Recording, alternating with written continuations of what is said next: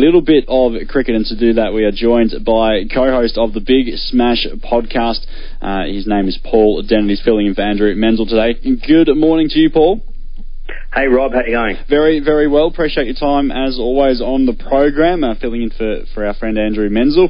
Plenty to have a chat about. Of course, we've got plenty of Big Bash action which we'll get to, but I wanted to start with the one-day international, and England, after really failing to put up a yelp in the Ashes, they come out and they show us that in a limited form of the game, at least they might have a little bit more to offer.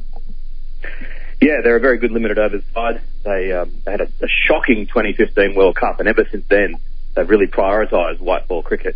And, you know, I think the Sydney Sixers fans could start to wonder why Jason Roy could suddenly score more runs in one innings than he has in the entire Big Bash put together.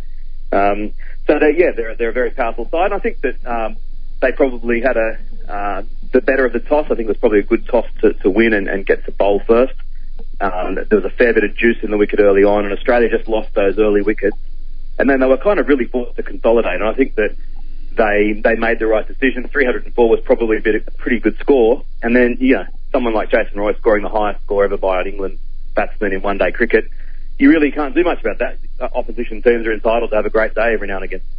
They certainly are, and I'm glad you mentioned what was sort of happening there in England in the limited form of the game. They're perhaps a little bit more accomplished, but what does this mean for Australia? We've seen that the Big Bash competition domestically goes from strength to strength, and obviously we roll England in the Ashes. Is, I guess, 50 over cricket one of those things that's maybe just getting left behind in the shuffle a little bit in this transition towards the summer being dominated by the Big Bash? Well, it's a good point. I think there's two aspects to it. In terms of the fans' engagement, I think that one-day cricket has long been slowly on the wane. 35,000 turning up at the MCG or thereabouts, which for any other ground in the world just about would be a great crowd, but for Melbourne it's not so good. I think that as far as the national team's strategy is concerned, I don't think it's so bad. I think that we are very, very heavily focused on World Cups. We've had a poor record in one-day cricket of late because we have deprioritised meaningless series, and I have no objection to that. And I think that as we move, we're still 18 months away from the next World Cup. I think that you'll see the Australian one-day side start to take shape and start to play a lot better. I think that the result in the first game was obviously a disappointment, but I think that we will still go into that World Cup as one of the strong favourites.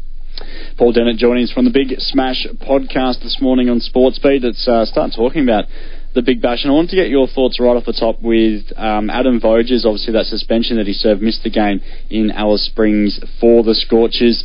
A lot of people floating the idea that suspending the captain is punishing the fans inadvertently. Obviously the captain is always going to be one of the better, if not the best player on any given squad, and if you suspend the captain for a game, you're actually punishing the fans more than necessarily the team.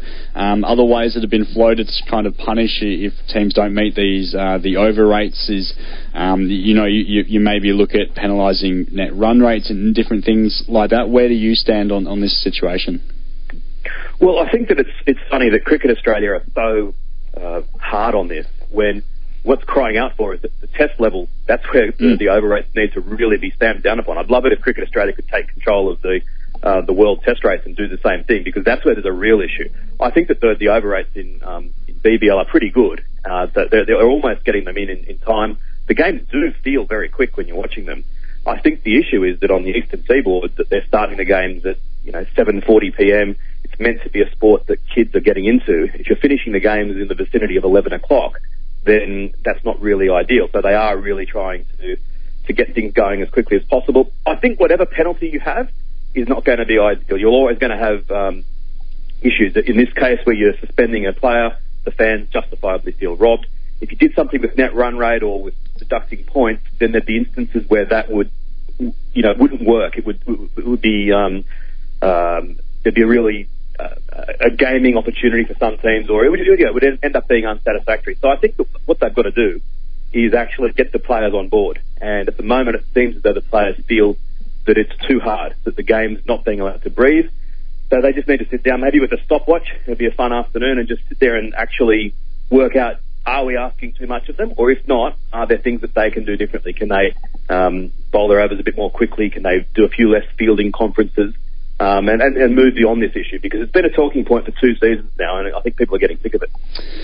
There was an idea that was floated by someone I was talking to, I forget who it was, but the idea that you could look at it and go, okay, there's obviously one thing, which is obviously if you're starting the games late, you want them to finish on time, mostly because you don't want it to go too late. But if you're looking at it from a sheer point of view, which is how long does a game take, I think a lot of people don't really have a problem with a game taking a little bit longer if it's a really tight and enthralling contest. I'm not saying we want to go down the road of, an NBA where there's 8 timeouts called in 2 minutes and it takes you 15 minutes to play the last segment of the game, but is there any merit to the idea that the first 15 overs of a game, or of an innings I should say, needs to be bowled within a certain time period, and then you say, okay, the last 5 overs, if the required run rate is within X amount of boundary, that last sort of 5 overs can take a little bit longer, because inevitably in a close game your captains are going to be taking time, they're going to be talking to their bowlers, maybe moving the field around and doing different things like that. Is that something that we could possibly look at going forward?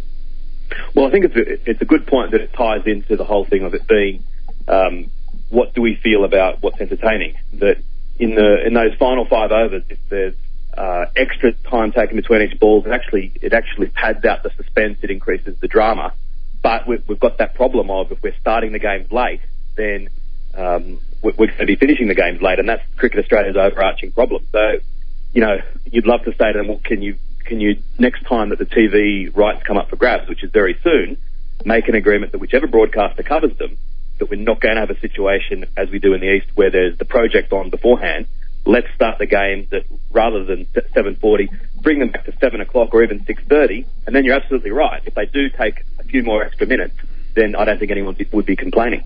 No, it's really interesting as well, because obviously over here in Perth we don't have those issues. We get home at 4:30 or 5 o'clock, we've missed half of the first innings. So I guess looking at those time differences as well is also potentially a little bit of a problem. Paul Dennett joining us from the Big Smash podcast to have a chat about things happening in the BBL. I want to talk about last night's Hurricanes Heat game, another really, really tight one in the end, and the Heat, they had to get that run rate moving, they couldn't do it. In the end, what has actually changed here for the Hobart Hurricanes? They lost their first 2 games, and they've obviously rattled off 5 in a row since then. Is it as simple as Darcy Short? Well, he scored more runs in this Big Bash than anyone has in any Big Bash in history. And, I mean, when you've got a bloke who scores 2 90s and 100 and a couple of pretty decent other scores as well, and he's doing it at such a great rate, then that's obviously an enormous difference in a competition where obviously the difference between winning and losing is often quite small. I think that he has obviously been he's been the revelation of the tournament. He gave some hints last year that he could do this. He got a couple of good 60s. There was a feeling that he might be someone who is going to be brilliant but inconsistent. But this time round, the way that he was batting last night, some of the crispness of those shots and the maturity as well, to realise that this was not a time to go out slogging because they didn't need that. Maybe Glenn Maxwell could take a leaf out of his book in that regard. I think he's destined to play in the Australian T20 side in the internationals that are coming up soon, and it will be one of the most exciting features of those T20 internationals, seeing how he goes. Before we let you go, Paul, a quick sort of preview of the next couple of games upcoming. We've got the Stars and the Sixers at the MCG. Tonight doesn't really have any bearing on anything necessarily, but both of those teams have managed to pick up a win recently, so I guess while finals and making that top 4 aren't necessarily within their sights, it's nice to give the fans a little bit of something for sticking around through the first 5 or so matches. Yeah, it'd be interesting to see if there's always Kevin Peterson and Glenn Maxwell, 2 of the most entertaining players that you're ever going to see. I tune in just to watch Kevin Peterson alone when he's mic'd up, and you just never know what he's going to do. And Nathan Lyon as well up against him. I think that he's someone who traditionally has been kind of forgotten when it comes to white ball cricket for Australia. Adam Zampa didn't have the best of games in the one-dayer, and I think that Lyon and more particularly Ashton Agar must be coming into some sort of contention for higher honours there. So, yeah, not a game that's going to have any bearing on the table, but two glamour sides, as we like to say over here in the East, and they're battling for the wooden spoon, as it were. Paul, before we let you go, the Big Smash podcast, if people want to get involved and hear you and Andrew talk everything happening in the world of domestic 2020, where can they go to get it? Where can they find it? Whichever podcast app you use, if you just type in Big Smash for cricket, it will come up as the first search result. And it'd be great if you could subscribe. Lovely. Looking forward to it, Paul. Really appreciate your time, as always, encouraging everyone to go out and have a listen to the Big Smash podcast and continue to get your thoughts and also Andrew's on what's happening in the world of cricket around this great country of ours. I appreciate your time this morning. We'll chat again soon. Thanks, Rob. Cheers.